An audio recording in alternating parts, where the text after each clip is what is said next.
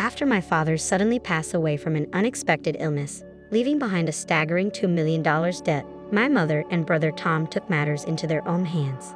They decided how to handle my father's inheritance without consulting me, leaving me to bear the brunt of the debt. My frustration with them reached a boiling point, but the thought of their future struggles made me smirk inwardly. I'm Nancy, a 24-year-old single woman working as a nursery teacher at a daycare.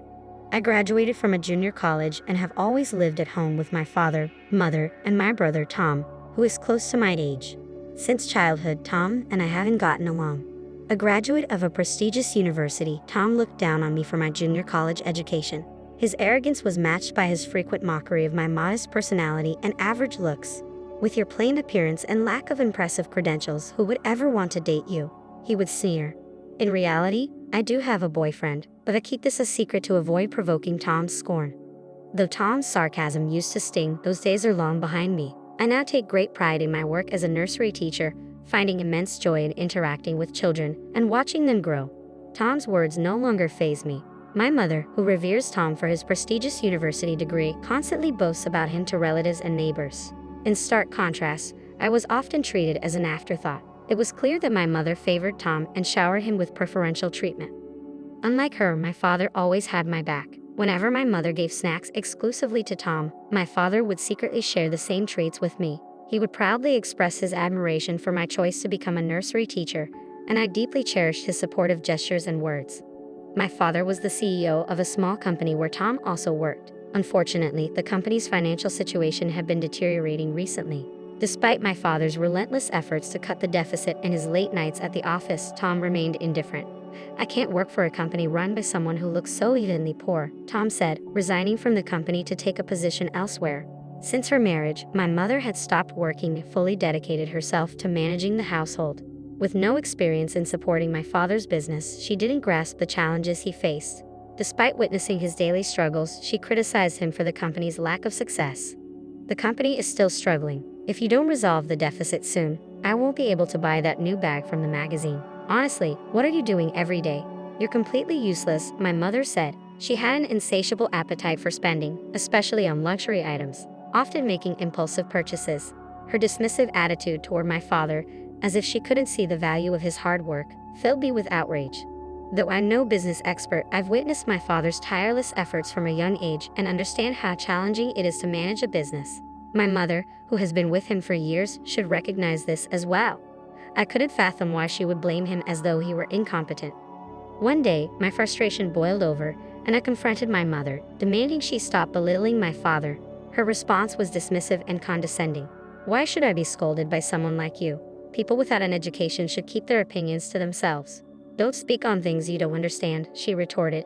Tom, seemingly influenced by my mother's attitude, joined in and criticized me harshly. It was clear that despite sharing the same blood, our values and personalities were worlds apart. Nancy, don't let their words affect you. Education doesn't define your worth. Take pride in your role as a nursery teacher. That's what truly matters, my father said. His words of encouragement warmed my heart and bolstered my resolve. Even though part of me wanted to stand up to Tom and felt overshadowed by him, my father's support made me feel fearless. As long as he was by my side, I knew I could face anything. An unexpected event shattered my world. Father, I was horrified to learn that my father had collapsed at work. The company staff who reached out to me said he was rushed to the hospital in critical condition. Without hesitation, I dashed to the hospital, only to find that my mother and brother were nowhere to be seen. I'm too busy to leave. You'll have to handle Dad's care, my mother said. I was stunned by her response. How could she claim to be too busy when my father's life was at stake? As a jobless person, surely she had more flexibility than I did. What could possibly be more important than being there for my father? In disbelief, I took care of the hospital formalities and listened to the doctor's grim news. My father had acute heart failure and only had a few days left. I visited him as often as I could, hoping to see his smile once more. A few days after his collapse, as if sensing my presence, he briefly regained consciousness while I held his hand. Dad, I'm so relieved to see you. Do you recognize me? Can you hear my voice? I pleaded desperately, but he looked at me with a distant, vacant stare before quietly closing his eyes, never to open them again. Until my father passed away, neither my mother nor Tom made any effort to visit him.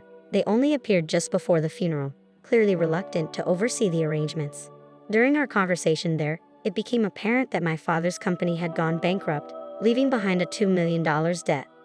Inheritances come with debts, my mother said, her tone dripping with disdain. As the funeral proceeded, both she and Tom began to blame my father for the situation. He was unreliable in life, and now he's left us with this burden. What a curse, they complained. What are we supposed to do about all this debt? My mother wondered aloud. I have a suggestion, Tom said with a smirk, turning his gaze toward me. Since Dad had such a soft spot for you, why don't you inherit everything? You can also take on the debt. It's only fair to repay the love you received from him. My mother added, her voice carrying a sense of cold expectation. Unbelievably, my mother and Tom were trying to offload both my father's inheritance and his debts onto me. Despite my father's passing, they were more concerned with their own interests than with mourning his loss. They had always belittled and ridiculed both my father and me, seeing us merely as tools for their gain. However, I had a plan in reserve, something my father had asked me to use if anything happened to him. It was time to put it into action. I decided to keep my true intentions hidden and reluctantly agreed to their demands, all while secretly preparing to execute my plan. Understood, I will take on the entire estate, including the debt. My easy acquiescence surprised both my mother and Tom, considering I was assuming a $2 million debt. They probably anticipated more resistance from me, but their satisfaction in offloading the burden onto me seemed to eclipse any surprise. They looked at me with a mix of triumph and condescension. So, you're actually going to pay off all the debt. We appreciate that. It's lucky for us, even if I don't quite understand your thinking. You really are quite naive, though. I suppose that's to be expected given your limited education, Tom said. My mother and Tom ultimately relinquished their claims to my father's estate. With no other relatives to contest the inheritance, I was the sole beneficiary. After my father's death, I moved out of the home I no longer wished to live in and began a new chapter on my own. It was then that I discreetly set my plan into motion. Several months after my father's passing, one day, "What on earth is this?" Tom, who I hadn't seen in a while, appeared visibly enraged, his face reddening as if he was on the verge of lashing out. His fury was likely triggered by seeing me emerge from a mansion that could only be described as extravagant. Why is Nancy, who supposedly inherited $2 million in debt and has such a low social status, living in a house like this? It was clear that this was the question Tom and my mother would be asking. Seeing your astonished faces is quite the reunion after so long. I'm glad to see you're doing well, I responded. Who do you think you are? Making jokes with no education. I want to know what's going on, Tom snapped. This is where I live. Is it really so surprising to see me coming out of my own home? Tom, growing increasingly agitated, advanced toward me. However, as a nursery teacher accustomed to lifting children daily, I had developed more strength than the average woman. Tom, who led a sedentary lifestyle and avoided exercise, was comparatively weak. I swiftly overpowered him and had him on the ground in no time. He looked utterly bewildered. As Tom lay on the ground and my mother rushed to his side, I smiled and began to explain. The reason I'm living here is because of the decision you both made to relinquish Dad's inheritance. Before he passed away, my father had been quietly building wealth through real estate to secure our future.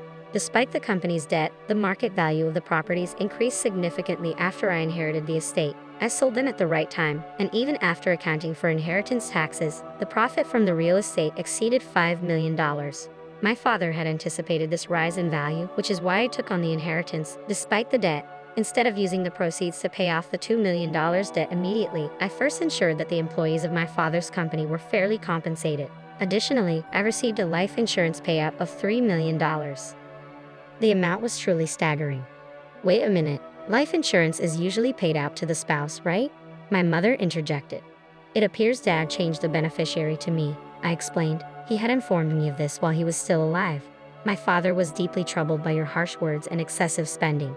To ensure that his life insurance money was used wisely, he trusted me to manage it and change the beneficiary. I have a dream that I've kept to myself, one to support and nurture children facing economic hardships. With the funds from my father's estate and the life insurance payout, I built a large house that could easily be called a mansion. While continuing my work as a nursery teacher, I am also applying the real estate investment skills I learned from my father to steadily grow my assets. After explaining everything, my mother and Tom were enraged, their voices rising in anger. This is absurd. Why didn't you tell us something so crucial? If we had known about the real estate, we never would have let you inherit it. I responded firmly. Dad anticipated that you would react exactly like this if he knew. That's why he kept it a secret, to prevent you from claiming everything. I didn't expect you to respond just as he predicted, but it seems he was right. What are you talking about? Regardless, we deserve our share of the inheritance. We have a right to it. I was taken aback by my mother's audacious demand for a portion of the assets. It was clear that when it came to money, people reveal their true nature. My mother and Tom were showing their cowardice and arrogance, just as I had always known them to be. You both forfeited that right when you renounced the inheritance. It's not possible to reclaim it now. I cannot hand over the hard-earned assets my father accumulated to people who are consumed by their own greed. The ignorant, uneducated one just won't stop whining. Quit your nagging and hand it over now, Tom shouted. Despite their continued baseless complaints, I had no choice but to call security to have them removed. They left quietly after being escorted out. In the following days, security footage showed them loitering near my house, trying to find a way to claim my father's inheritance. Their persistence was unsettling. Using the footage, I reported them to the police as suspicious individuals. After that, I no longer saw my mother or Tom around my home. After some time had passed, I learned about my mother and Tom's situation from a family friend who had been close to us for years. Tom had found a new job, but his self-centered attitude quickly earned him a poor reputation. Within less than a year, he had alienated his boss and was relegated to menial desk work, a far cry from the special treatment he had enjoyed as the president's son at my father's company. Eventually, the harsh work environment took its toll, and he left the job. His tarnished reputation made it challenging for him to find new employment within the industry. "Why aren't you working? Stop lazing around," my mother would admonish. "It's not like I'm just sitting around doing nothing," Tom would retort. "What kind of effort are you putting in, you useless, unemployed person?" my mother would criticize. After witnessing Tom's failure, her attitude toward him changed drastically. Once doting on him, she now blamed him for his incompetence and joblessness, growing increasingly cold and distant. The shift in my mother's behavior placed immense psychological pressure on Tom, eventually leading him to become a recluse. Having relied on my father's income for years and never having developed the skills or inclination to work, my mother now faces financial struggles alongside Tom. Both are struggling to make ends meet. As for me, I am happily married to the man I had been dating, and we now live in the large house I own. My husband shares my passion for helping children in economic need. Together, we are working towards this dream by setting up the necessary facilities and obtaining the required qualifications. I hold deep gratitude for my irreplaceable father, and with my husband by my side, I am living a fulfilling and purposeful life.